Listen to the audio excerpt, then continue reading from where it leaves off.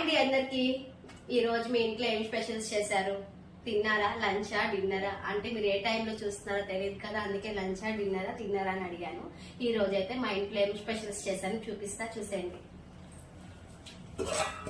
టమాటా పప్పు,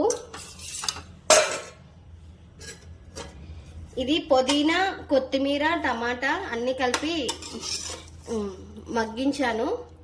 పచ్చడి చెయ్యాలి, మిక్సీ చేయాలి. తర్వాత బాయిల్డ్ ఎగ్స్, తర్వాత చపాతీ. ఇవన్నీ తిన్న తర్వాత స్వీట్ ఏమన్నా తినడం అలవాటు, స్వీట్ బదులు ఫ్రూట్స్ తినడం అలవాటు చేసుకుందామని చెప్పి దానిమ్మకాయ గింజలు.